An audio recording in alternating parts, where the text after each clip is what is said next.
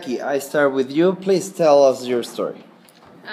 My story was about a man who wake up and suddenly he was like he couldn't move and he was like conscious. He saw everything that was going on around him, but he couldn't move. And he says that two men came in and one of the men killed the other, and then he was like being killed.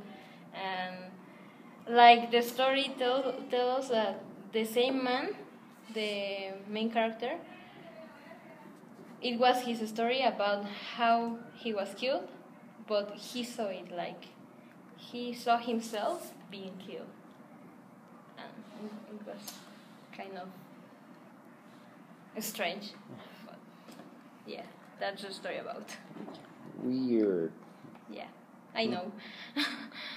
Okay.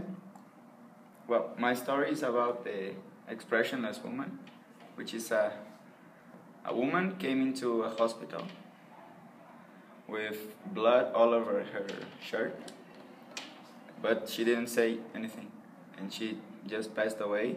No, passed out right there in front of everyone. They moved her to a room, to a hospital room, to take care of her, and they called for a doctor to look at her and everything.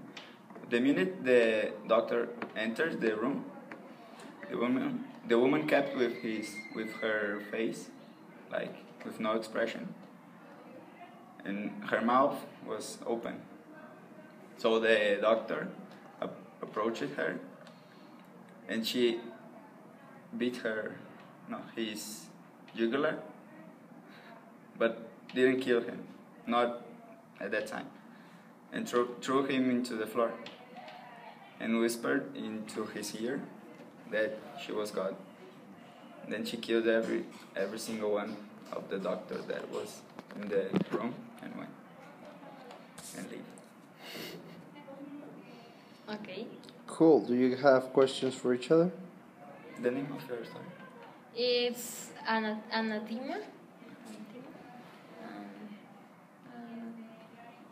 Like the woman was like young, or she was like old. The story doesn't say, but yeah, I think she could be young. Expressionless. That's a good story. Okay, Paulo. What were your reactions when you read the story? I kept imagining if it was real or not, but I think no, but who knows? Well, I did tell you, none of those stories is real. Who knows? Okay. Jackie, what would you say was the creepiest part of the story you read? Well, I think that the creepiest part was when suddenly his point of view changed. Like he was first watching everything, and then he was living it, and it was like very strange. I was like, at first I didn't understand what was going on because the sudden change was strange. But when we like realized that it was the same man as in the bed, we were like freaked out because how, I don't know, it was just creepy. Okay, very good. Did you happen to wonder what is the meaning of anathema? No. You should probably check that. Not going to affect your oral assessment, but it will be a good idea to try to find out what's the meaning of that word. Okay. Question for both of you. Do you like scary stories and creepypasta? Yes, because I never know if they are real or not. This is scary. And is that good? It makes me wonder.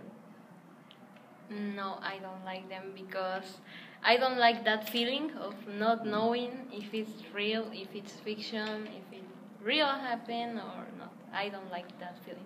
You know what the name of that feeling is, right? Yeah, creepy. Or terror. But I don't like the feeling. You don't like it. No. Many people believe that this is a good feeling, and they feed on that feeling, and they like having that feeling. You can see it on Paulo's eyes. He likes that. Why do you think some people like this feeling? Why do we keep reading, or some people keep reading this type of stories? To any of you?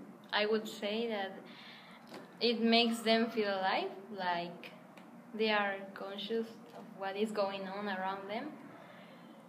To keep them aware of everything. Cool. All right.